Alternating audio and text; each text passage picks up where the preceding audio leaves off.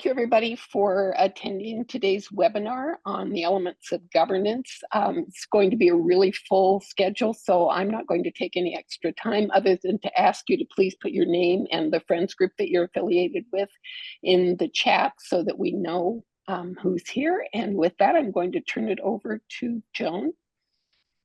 Okay, thanks, Cheryl. So I want to thank you all for attending, and I want to thank Willem for doing this presentation on governance. There's just a few things that CORFA and NWA would like to make sure that you're aware of before we get started.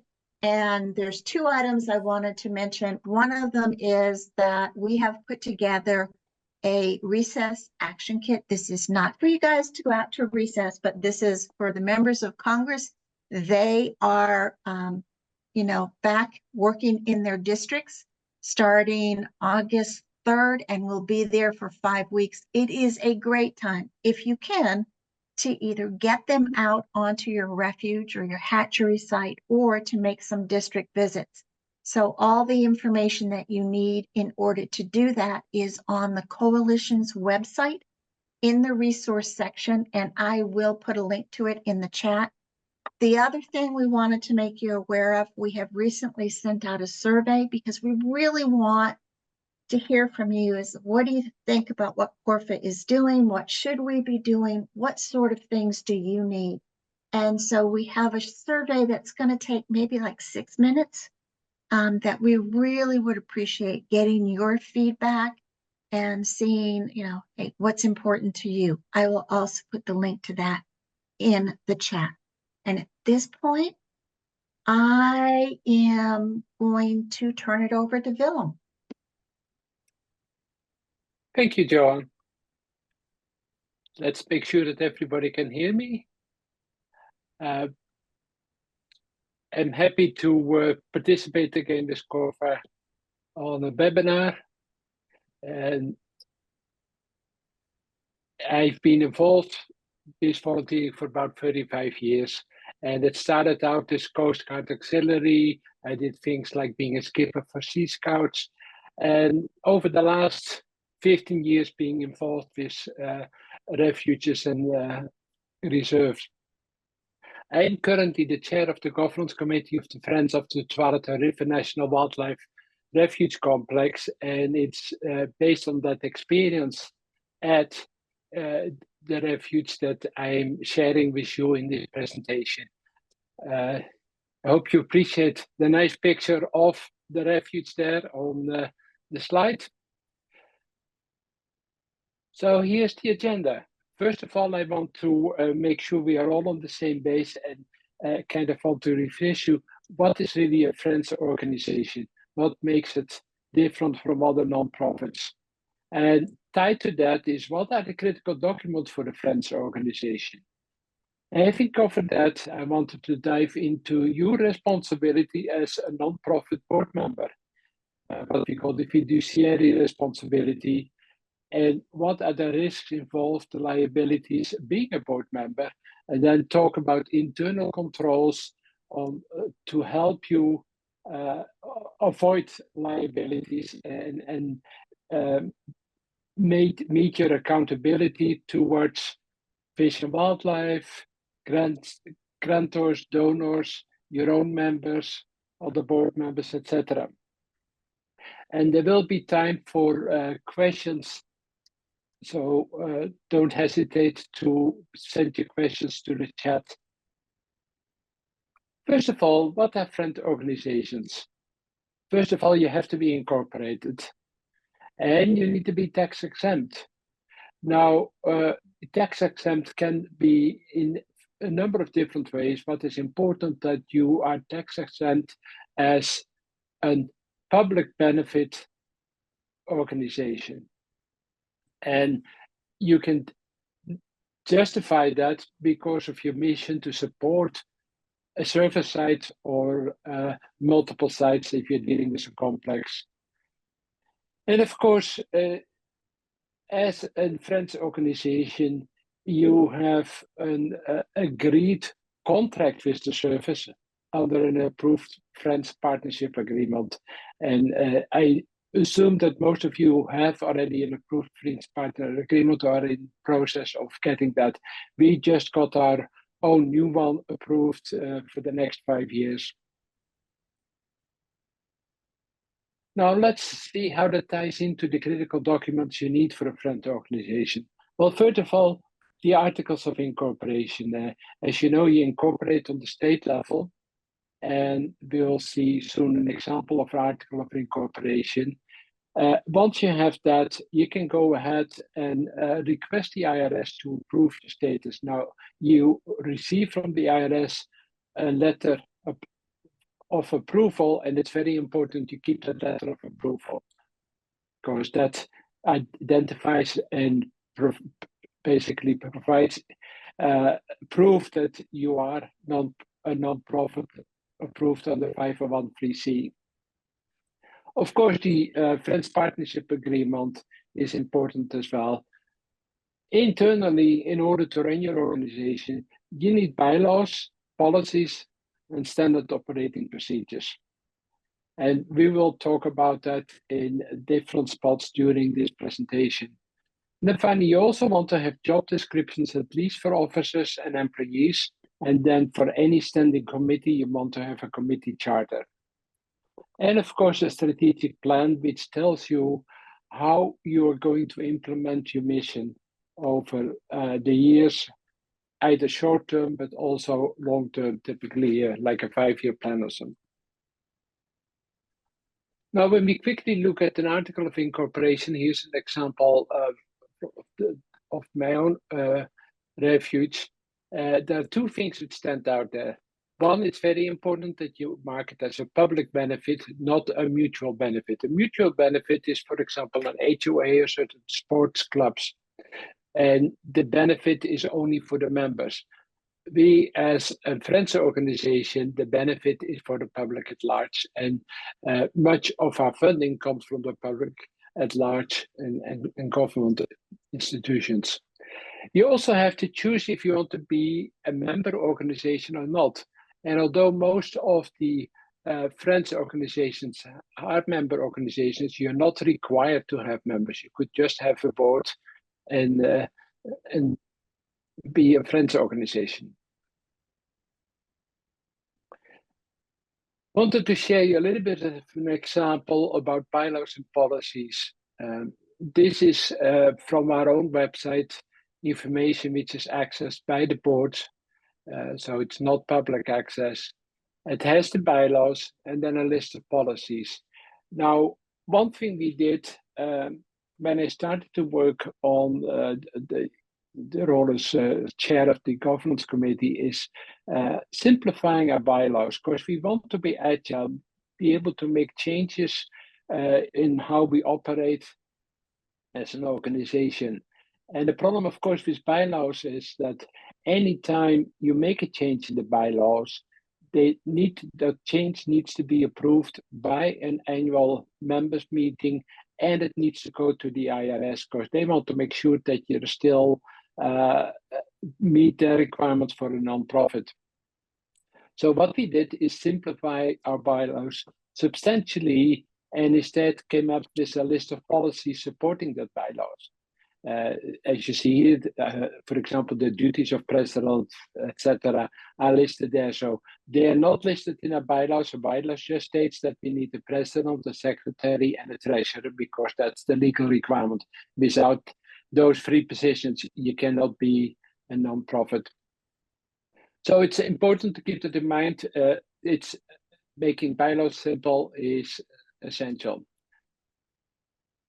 Now, before I go on with this yearly responsibility, I would like to answer any questions you might have at this time. Willem, so far there are no questions in the chat. However, Perfect. Bill, I've got one question for you. So if your organization is not a members organization, is it the directors that are responsible for making the changes to the bylaws? Yes. Okay.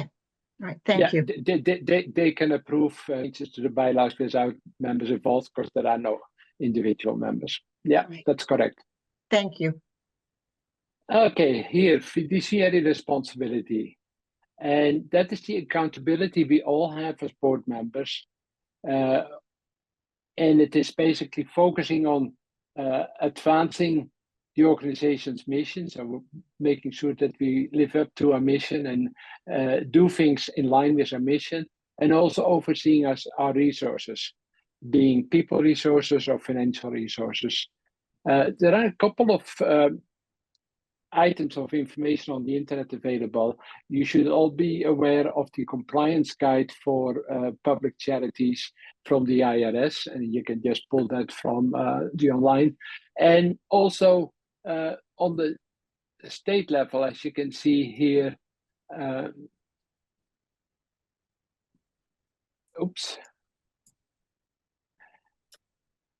there are documents. Each state has a document to guide to nonprofits. So what does it mean to be accountable? It means that we are held to a standard what they call the reasonableness and prudence. And it simply means that you treat the resources of the organization, of the Friends organization, the same care as you would have with your own personal resources. So that's very straightforward, but it doesn't help you too much. It's why we have three fundamental duties: duty of care, duty of loyalty, and duty of obedience. Now, those names sound a little strange. Loyalty and obedience, you could be thinking, hey, this sounds like mafia or jacuzzi. But you will see it when we look at the details that it makes sense. Duty of care, first of all, you expect to attend board meetings and committee meetings. Now, it's clear that not everybody can attend all meetings.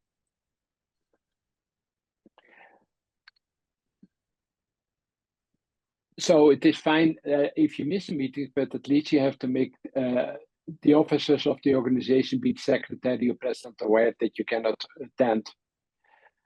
You also need to prepare for the meetings, and that's a discipline which is important. You don't want people to come to the board meeting and not having looked at the agenda or reviewing the reports.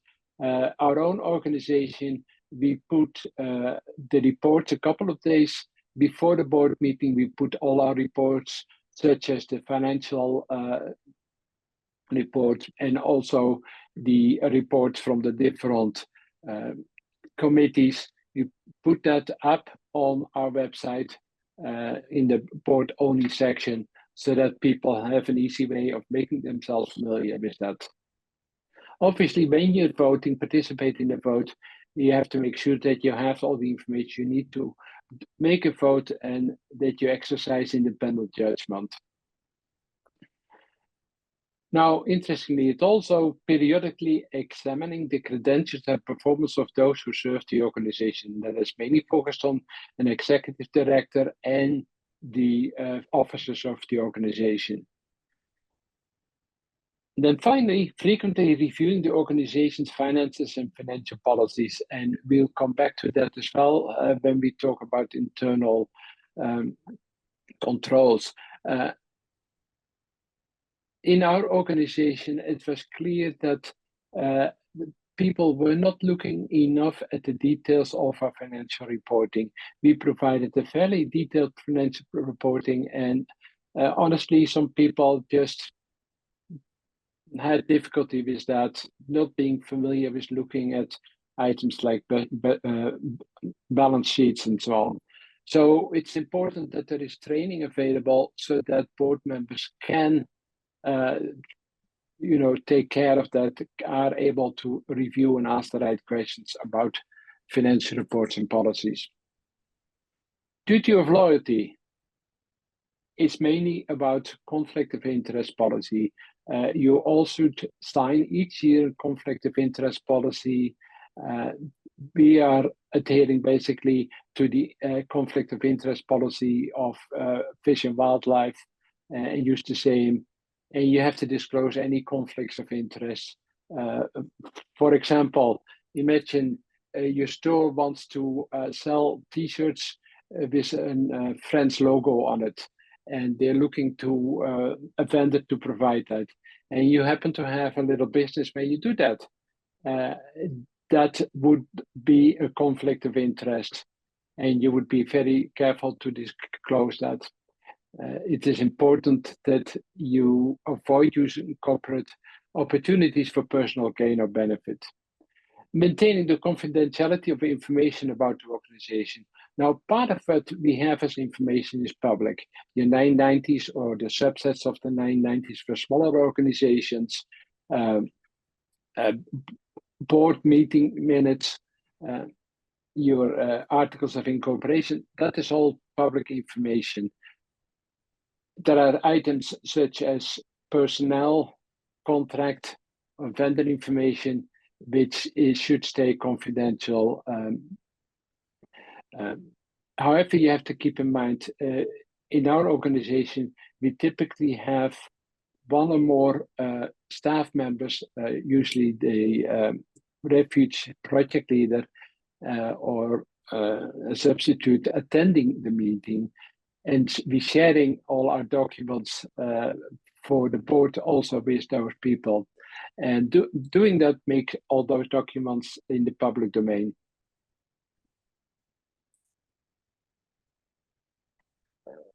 Duty of obedience. That's a little bit tricky. You have to ensure compliance with all regulatory and reporting requirements. And you have your IRS requirements, which is the filing of your 990, and the CT12. CT12 is a document in Oregon, but every state has a requirement that you file annual papers, and it's typically a subset of your 990. So you have to file those. You have the choice to have those prepared by an outside organization, which is good, but expensive, typically runs about around $3,000, or you can do it internally. We felt that we had the experience to do it internally, especially there are some very good applications, online applications, which guide you through it step by step and have controls built in to make sure that your financial information is correct. It's important that once you have a draft put together, that it gets reviewed by the entire board and accepted before you file it electronically with the IRS. A big one, of course, is paying employment taxes. If you have any employees, you have to make sure that you pay employment taxes, and you could get in serious trouble, and we can talk about that later if that is not happening. And then finally, maintaining corporate minutes. I said before that those in the public domain, they are on our website, easily available, and you should have a secretary who maintains those corporate minutes and get each set of minutes approved for that, in the next board meeting. You have to make sure that all your documents are available, and if they need any change. So reviewing all documents that govern your organization, such as the articles of incorporation. Now, you wouldn't make often changes to articles of incorporation.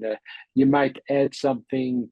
I know in our organization, we added something about in the case of dissolution, dissolving the organization, any specifics there, how the assets would be dealt with. But otherwise, not many changes going to happen. Your bylaws, depending on how much information you put there, might change. And finally, of course, very important, making decisions that fall within the scope of the organization's mission. I have seen a number of examples where it seemed that friends organizations were keeping too much of their unrestricted funds in the bank instead of using that for any action related to your mission. So that's important. Our goal as friends organizations is not to create big accounts, a lot of money in our unrestricted funds. You have to spend that for activities related to your mission.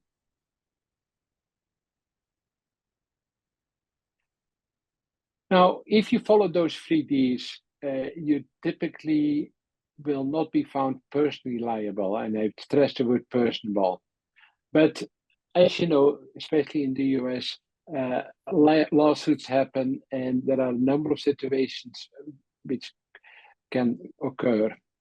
Some of the more common ones are employment claims, especially with an executive director. Also contract claims. Now you would think, well, friends don't have that many contracts, but when you accept a grant for a project, for example, that is a legal contract. And you have to be careful that you can meet the requirements both of responsibility. To give an example, we've had a number of grants for large projects on the Refuge. We as a Friends organization were managing the funds of that grant and did the required reporting to the grantor regarding that grant, but we could not take responsibility for day-to-day managing the actual projects. That's a responsibility typically taken by Fish and Wildlife or the contractor they use to do that work. Also, another item is many grants will only pay at the completion of a project, of the work specified in the grant. And in that situation, you have to be extremely careful that you have the cash flow to handle the lapse between when you have to pay the person, the vendor who is doing the work specified in the grant, and the time that you get the money from the grant. That can put you into difficulty. Discrimination claims and sexual harassment and assault claims, those are very nasty. One would hope that doesn't happen, but my own experience has been in not in non-profit, but in for-profit, small for-profit organizations, that those things happen and are very painful and basically kill the organization.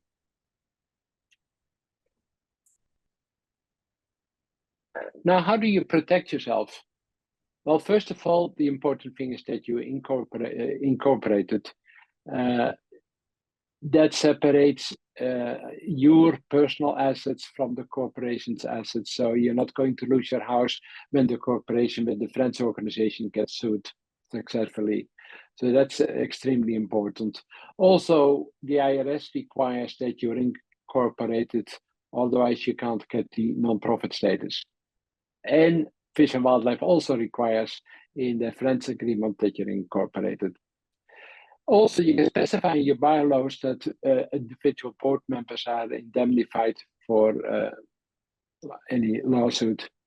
Then there is a legal protection. There's the Volunteer Protection Act, which is a federal thing, and that basically, as long as you act correctly as a volunteer, you are protected. However, you have to keep that in mind.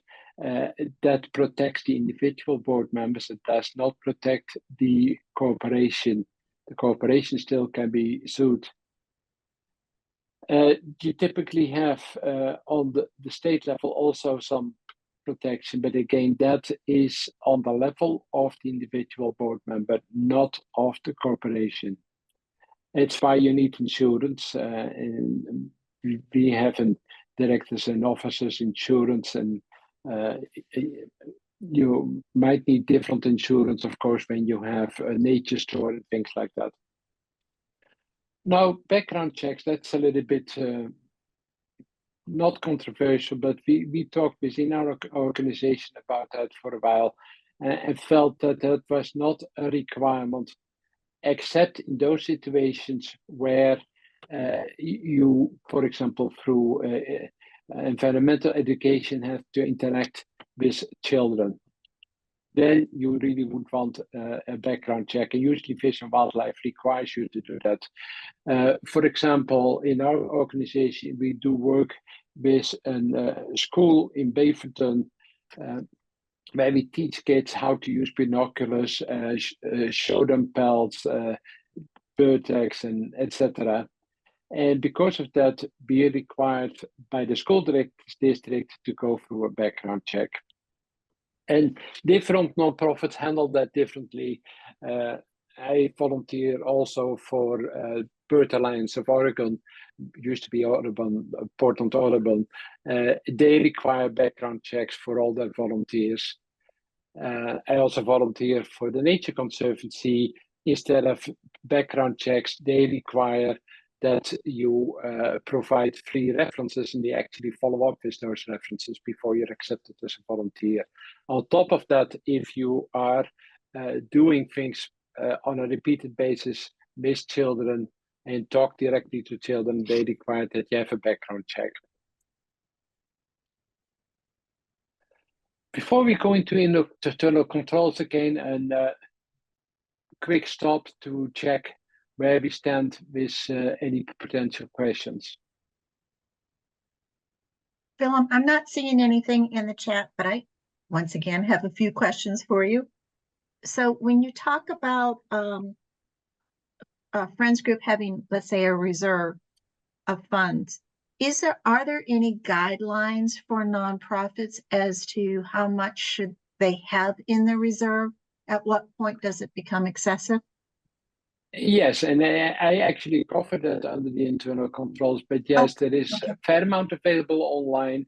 And the typical minimum thing is that you have enough funds set aside to cover 3 months of expenses without getting any additional income during those 3 months. Okay, That's all the ramifications where they say 6, but 3 months, and that's what we use as well. And that can substantial, especially if you have released like an executive. So why do we use? Did you have any other questions, Joan? Nope, that was it. Okay, so why do we use internal controls? Well, that's to reduce the liability and to make sure that we are accountable for our programs and finances. And of course, we are accountable to our members, but also to all donors, all grantors, the public at large, since we're a public benefit organization, US Fish and Wildlife, and other government organizations. Now, what are the internal controls? It's basically a system of policy and procedures that protect the assets of an organization. Part of that is reliable financial reporting, compliance with laws and regulations, and effective and efficient operations. Let's look in a little bit more detail what we have there. This is an overview, and I hope you can read it on your screen, of the different ones. Written policies, we talked about that already a little bit, but this is basically a sample list of what you need as written policies or in your organization. And in particular, if you have employees, of course, there is a lot of there, which is required by either state or federal. Training, in order for a board to work efficiently and be able to fulfill the individual board members' tasks as far as the mission is concerned, they need training. It's very important that new board members get trained. Within our organization, we do that by having a handbook available. Most of that is nowadays online. And we assign a mentor to each new board member. And that mentor is typically a board member who has been in the organization a number of years and has experienced a lot of different situations and meets on a regular basis with the new board member to bring him up to speed. And training, of course, of volunteers is also important. New volunteers in our organization, we have volunteers for the visitor center. And then, of course, there are the fish and wildlife volunteers. Now, fish and wildlife volunteers who work on projects, the training is typically provided by Fish and Wildlife with additional support from the Friends in regards to the details of environmental education. For the visitor center, again, the Friends provide training for the store part of the visitor center, while Wildlife provides training for the other part, which is interacting with the public in the visitor center. Transparency is also very important, and it is very important. We have had situations in our organization that some board members felt that there wasn't enough transparency. So you have to be careful to make sure that whatever the officers are doing or committees are doing is shared with all the board members in some form of reporting. One important part of the transparency is your regular financial reporting. And like I said, we do that, share that financial reporting on a monthly basis with our staff members. I mean, the Fish and Wildlife staff, at least on the project leader level. Now, financial reporting, like I said, we do it on a monthly basis, but if you're in a very small refuge, a very small friends organization, I can imagine that you could do that on a quarterly basis.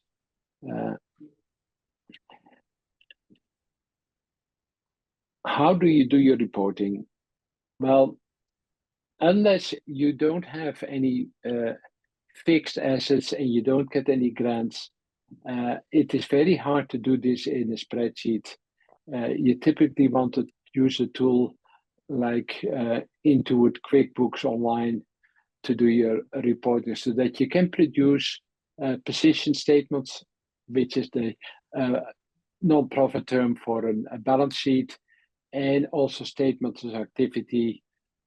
In the statements of activity, you need to be able to distinguish between restricted and unrestricted funds, and you need to be able to show what program you're using the money for, and you also need to be able to report by grantor. For each grantor, they need to know how much of their money is spent and on what it is spent. So, like I said,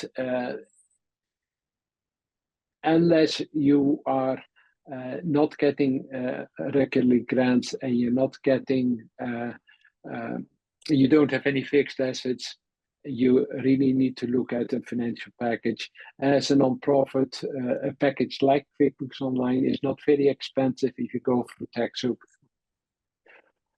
And finally, written job descriptions. We don't have job descriptions, of course, for individual board members, but we have worked on a document which clearly states what is expected of board members and how we support board members as an organization. Then we also have charters for each standing committee.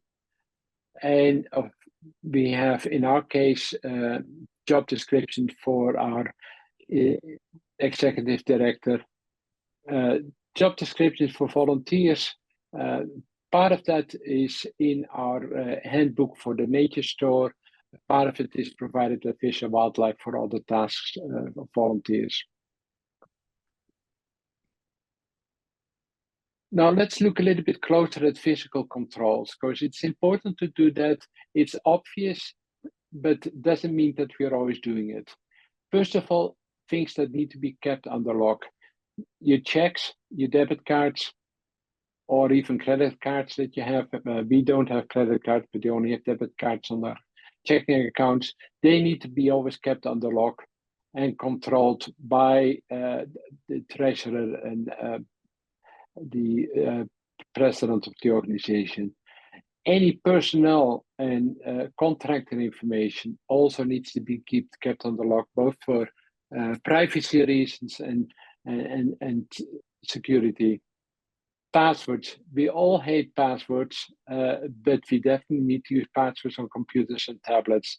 And I'll talk a little bit more about that. Bank. If you have bank accounts, if you have checking accounts, you need to control, and that's typically either the treasurer or the president, who has access and what level of access do they have to the bank account online. The same for bank signatures.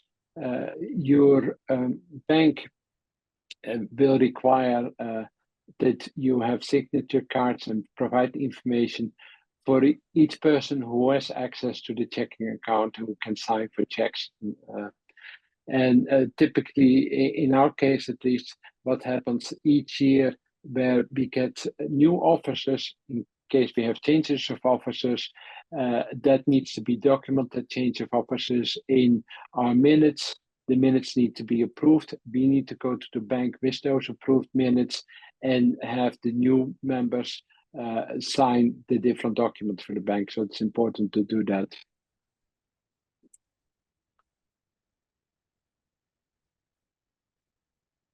It's typically the person who has the role of bookkeeper or accountant who is responsible for storing sensitive information in locked cabinets. So you do need to have locked cabinets, be it either in the visitor center, in an administration building, or at home. And of course, besides the sensitive information like personnel information, you also have the blank checks and debit or credit cards. And as I mentioned before, the treasurer or president / executive director should be responsible for who really can access bank accounts online and who has signature authority. Passwords, don't we hate all passwords? But it's important that all our laptops, desktops, and tablets have good passwords. And the only way you can do that really is using a tool like is provided by Norton, or a tool like 1Password, where you can generate good passwords and also you can store the passwords, which also means, of course, that you still need to keep very well track of the password, which allows you to get into 1Password or Norton or whatever other application you use. Typically, you have a choice of types of passwords. You can do random passwords, memorable passwords, which is typically a connection of words, or a simple PIN code. When you do random passwords or memorable passwords, you have to make sure that they're not too short. Not too short nowadays means 15 to 20 characters at least. So a four-letter password is typically not good at all. That takes a computer seconds to get that.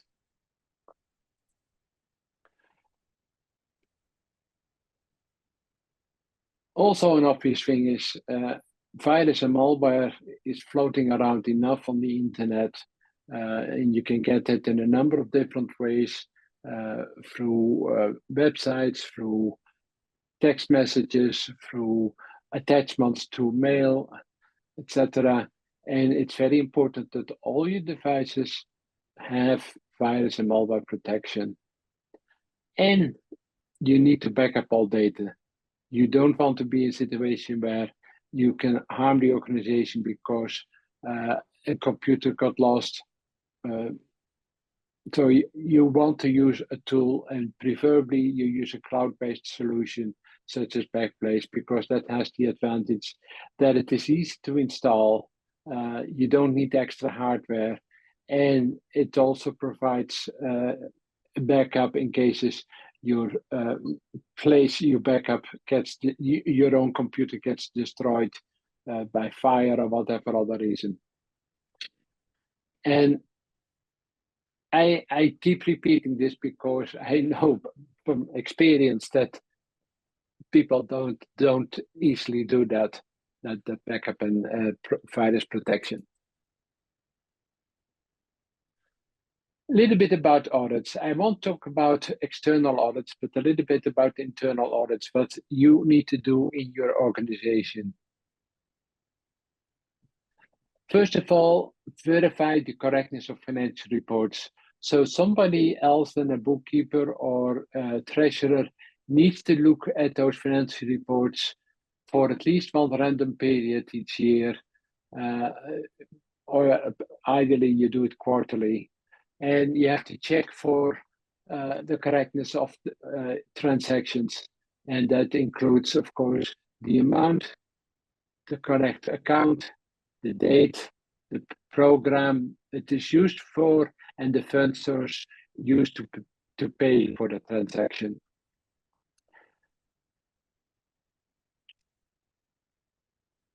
And the result of those reviews, of course, need to be shared with all board members and project leader.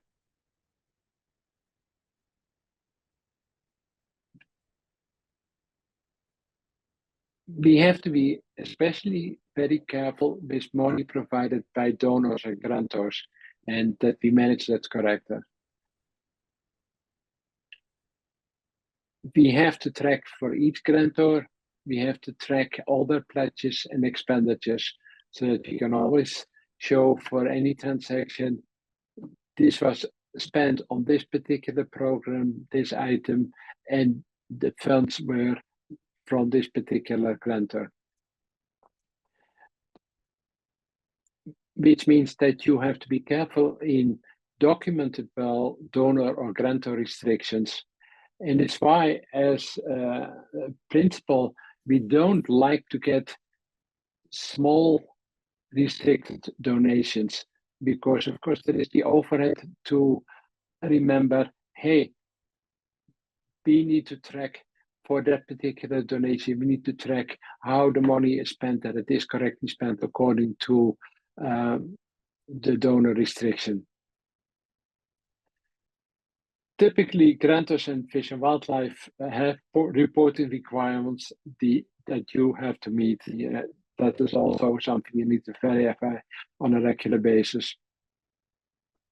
And of course, again, whatever you find here, the results of the verification need to be shared with all board members and project leaders. Here we come back to operating reserves. You have to make sure that these are available. So first of all, you have to make sure that the operating reserves exist.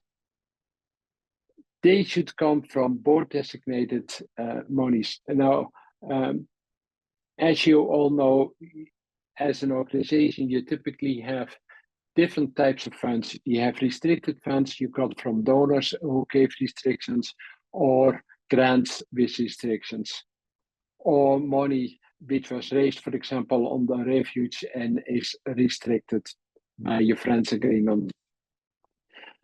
You have unrestricted funds, for example, anything you do fundraising outside of the Refuge.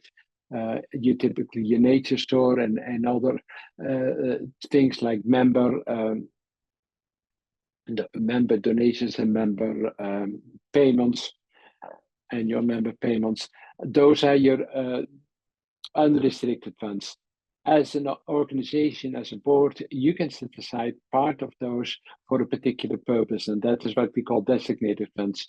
So operating reserves, you determine how much is needed, and typically it should cover all operation expenditure for at least 3 months without getting any additional income during that period. And that should be documented in your minutes. You should vote on that, and that means that that money cannot be touched for any purpose unless you run into problems financially and you have to tap in those reserves, in which case the designation needs to be undone by a vote of the board. You should have a policy which documents the operating reserves. For example, it should say how it is determined and how much actually is set aside, and what is the process for reviewing those operating reserves. And finally, budget to actual performance. Each financial organization should, on at least an annual basis, create a budget for their fiscal year. In our case, we do that in December because our fiscal year runs from October till September, in line with Fish and Wildlife. And so it is important that you are able to verify existence of an annual budget and how the budget is created. You need to have reporting where you show budget to actual, and you need to document and flag any differences. So the basic principle is anyone who wants to spend money on, for example, a new laptop, it needs to be in the budget. If it's not in the budget, it requires board approval. To make things a little bit more agile, we made an exception for the president to be able to authorize directly without entire board approval certain amounts. We have a limit set on the max of $1,000 a year, and that's something that the board should set. But anyway, the importance is that you do a budget and you compare it to your actual performance, you're actually spending and income. Because of course the budget shows both sides, your income from different sources and your spending, and that you document well any variations on that. Obviously, the importance of documentation is when you're going over budget, that it is clearly documented. Okay, I am ready for questions. I see we still have a few minutes left.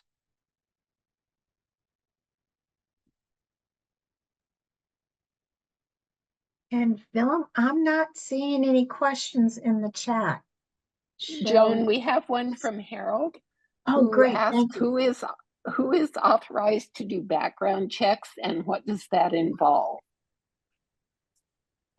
Background checks typically is you go to an organization who provides that, and there are quite a lot of organizations who do that, and you typically have to pay for that background check, and they typically check on the state level any records, criminal records, financial records, like problems with bankruptcy or things like that. And it's something you can't do internally, you have to do that externally. Now, they're typically most of them are limited to state level, so don't go too far. It's why we feel that for our board members, it's not that meaningful. It's different when you're dealing with volunteers, members who interact with children on a regular basis, like when you're doing programs in schools. Then you definitely need a background check to make sure that you don't have any sexual predators on board. And Willem, could I just interject there? Usually it's called vulnerable populations. So it could also be people who are working with people with handicaps or elderly, or people who might be vulnerable to someone doing the wrong thing. So it isn't just children, but that's the one we usually think of when we're talking about background checks. Yeah, that's the one the only one I had experience with. But you're absolutely right. And I'm just sort of curious, but I know here in Region 5 at one point, and it still may be true, that any Fish and Wildlife Service volunteer working with children, they required you to have a background check, and they specified exactly what that check needed to be. Are other regions taking similar action? What have people experienced?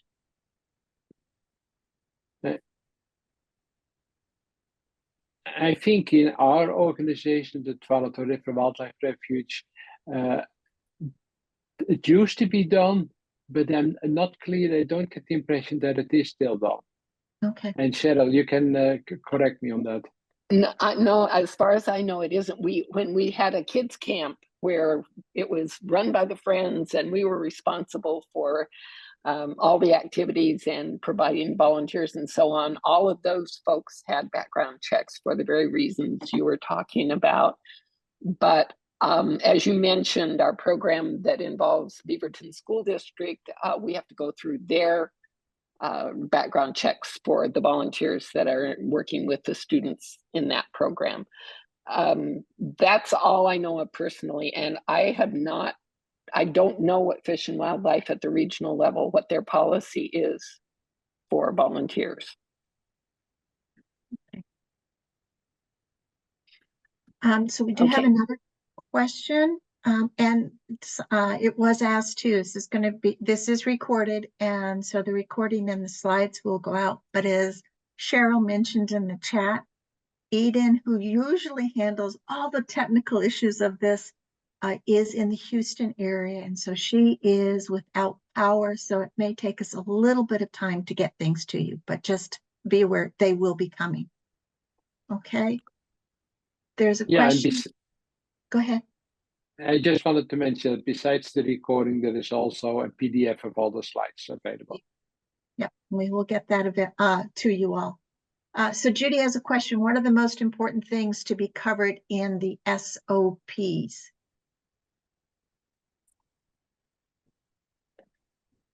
It depends a little bit. It's usually the financial ones are the most important ones. For example, we recently had to do one to be clear on how we handle, what is the process dealing with donations from donation boxes in the visitor center. So most of the SOPs are really stating how you handle things financially. But there can be other areas, obviously, where you need an SOP. Standard operating procedure is basically describing a process, how you process something. I can imagine you would have an SOP for how you get new board members, an SOP for how you elect officers for the organization. Those are just some examples of SOPs. And it should be not too wordy, should be simple, preferably graphic if possible, like a flow chart to keep things easy. Willem, Laura would like to know what the form number for the IRS guide is. Hold on, let me. I need to.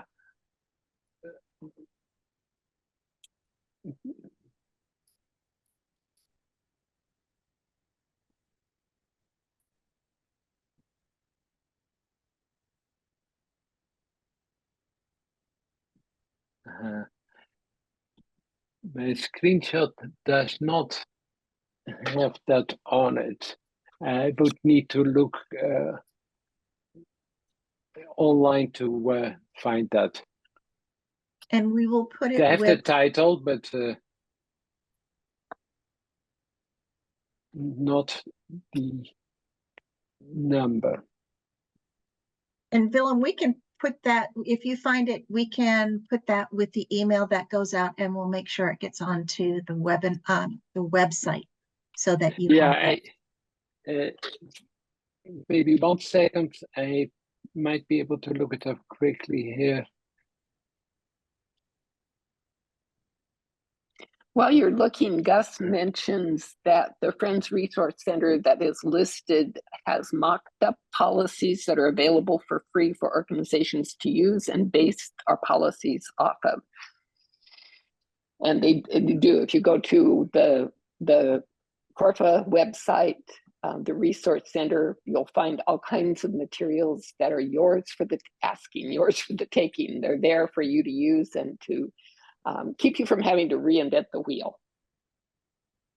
And if you find that there are things that you need that are not there, please send us a note and let us know. If you've got materials that you would like to share with the rest of the Friends community, send them to us and we'll make sure that they get up on the website. But you know, that website is really materials that Friends have shared, feeling that it would help other Friends organizations. So while we're waiting for Willem, Cheryl, do you want to announce the next webinar? I would if I could think of what it is right now. Sorry, I was so involved in Willem's presentation. Even though he does all of this for our organization, it's always overwhelming to me to think of all the records that have to be kept. Joan, have you got the details for the next webinar? Thank you. The next one will be August 21st, same time, same place, probably a different Zoom link. But it is going to be on, we're trying something a little different about get out the vote. And Corfa, with the help of Refuge Association, is working on a get out the vote kit. we as 501c3s can encourage people in our organizations and beyond to get out and vote. Can we suggest that you vote for a particular person? No way.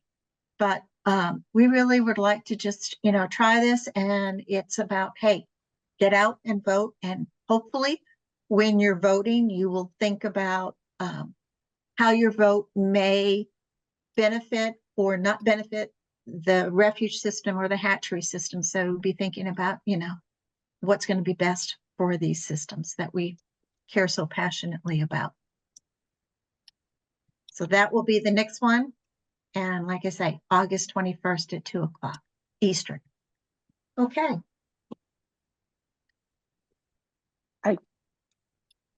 Dylan, we'll Okay. put the number, did you find it? We'll put the number in the looking at the materials that are document, sent out. I'm looking at the document itself, and the strange thing is that I'm looking here online at the document, and it doesn't have a number on it. Can you maybe provide the link then, and we'll send that link out, and then people can just go online and find the document there. Yeah. Okay, great. So Joan, any other announcements that need to be made?